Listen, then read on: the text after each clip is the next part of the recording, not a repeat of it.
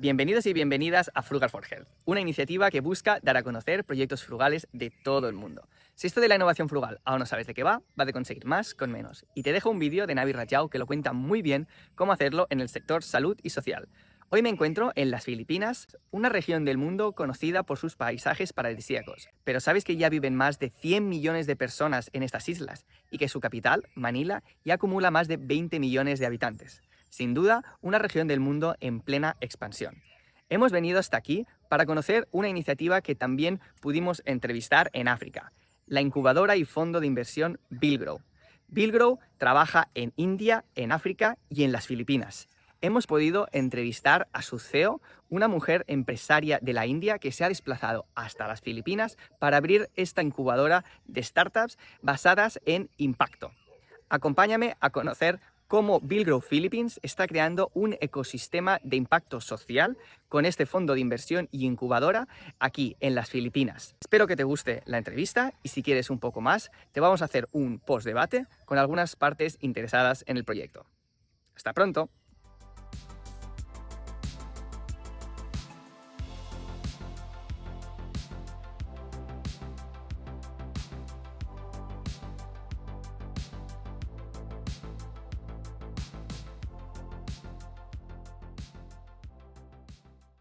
Hi, I'm Priya Thachadi, the founder and CEO at Villgro Philippines. So Villgro Philippines is an impact incubator that funds, mentors and nurtures early stage social enterprises that have a direct social and climate impact. So Villgro Philippines itself is funded by philanthropic capital. So we do have both DFIs, private foundation funding our work. So that's for our core programs. And our investment arm, we've really set it up as a network of investors. So we actually bring together multiple types of investors, those who are either starting with impact investing or interested in getting into it or already doing it. And because Southeast Asian markets are still newer, maybe perceived as more risky, especially here in the Philippines, we do believe there's a power in co-investing and finding and supporting some of these entrepreneurs together, especially in the early stages. So our role really is to be that catalyst in bringing the entrepreneurs, the deals, so to speak, and the investors together. And as an investment catalyst, we also have a blended financing facility which provides incentives to the investors to really come and invest into these sectors seen as risky or maybe one that they don't understand yet but is really, really impactful. And for entrepreneurs, we provide the technical assistance to get investment ready and be prepared when they actually go to meet and try to unlock this capital. So at Villgro Philippines, we've directly funded and supported more than 120 enterprises over the last 5 years. And our companies have, impacted about 14 million lives, on aggregate.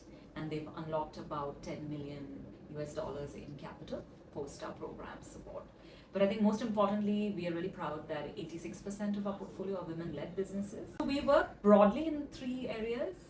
Climate, so within climate, we look at plastics. Ocean plastics, we look at waste management, nature-based, so conservation and improving biodiversity, as well as affordable housing. And health is our other big vertical because we do feel like that's affordable healthcare is quite underserved, but we primarily focus on maternal and sexual reproductive health. And then of course gender is really a cross-cutting theme. We are a gender smart incubator. We have very intentional gender smart programs, so which is why you'll see that more than 85% of our entrepreneurs are women-led businesses, and we have some dedicated programs for women.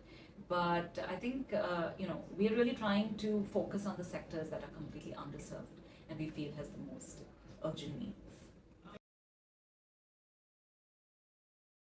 Yeah, I think the Indian ecosystem in many ways was kind of an experimental hotbed for social entrepreneurship. And so I think the early years saw a lot of experiments, a lot of failures, eventually to successes. And I think today it's a very mature ecosystem with funding for entrepreneurs at every stage, which is kind of the dream for any ecosystem, right? And I think so there's a lot of business models in every single sector. Any business model that you can think of is probably already tried out in India. And I think especially in the social impact and in the climate space.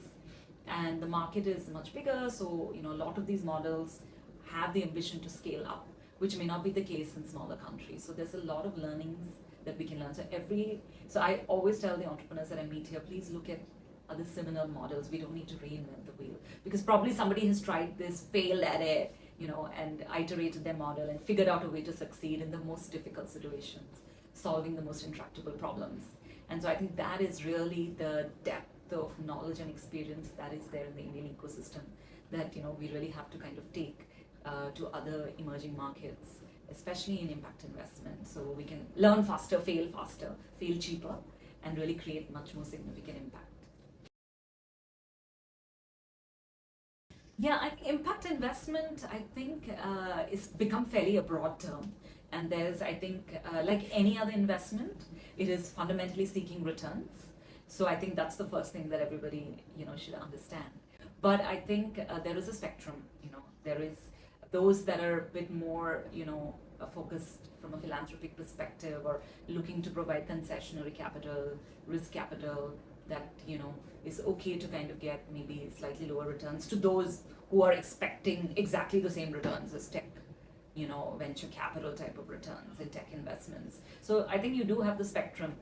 But I think what in many ways makes it harder, both for the capital as well as the entrepreneurs, is that there are two sides to it. It's not only the financial returns, it's also measurable impact returns.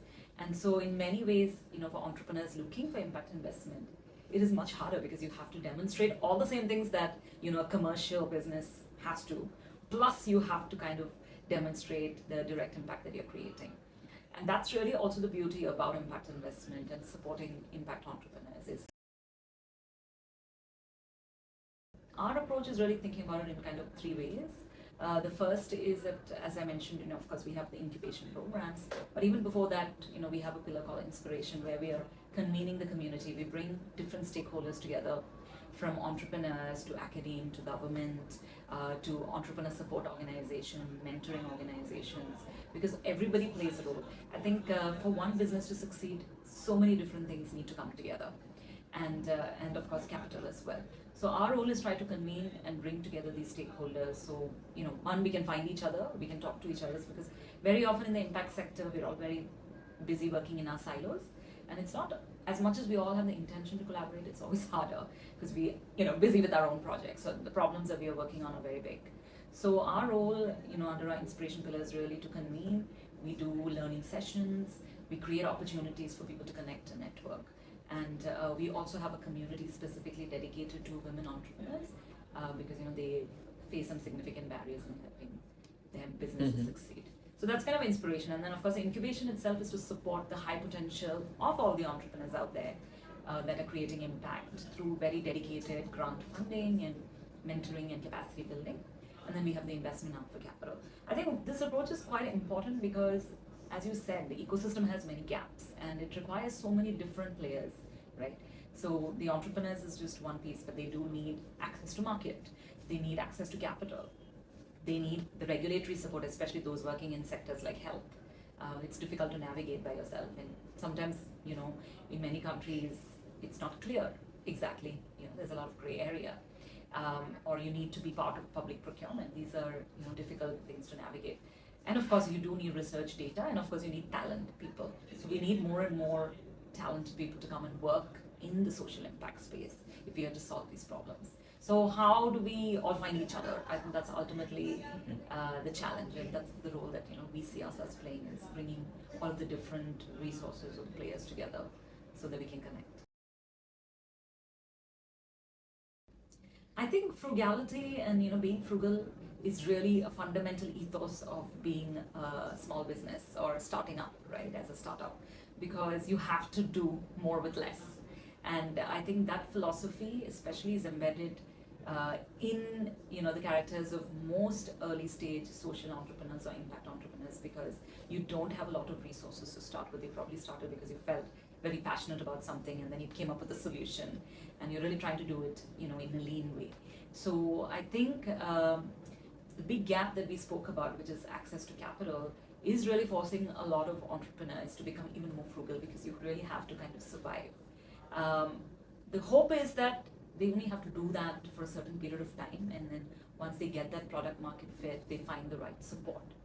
But I see in all of the social entrepreneurs around me and that I interact with, and I think in a year I meet like hundreds, I do see frugality at the center of that ethos. Pues hasta aquí la entrevista con la responsable de Villgro Philippines. Ha sido un placer poder conocer su opinión sobre la frugalidad y a la vez conocer el ecosistema de innovación de impacto que se está generando aquí en las Filipinas. Espero que os haya gustado la entrevista y si queréis un poco más os dejo con un post entrevista con algunos agentes interesados en el proyecto. ¡Hasta pronto!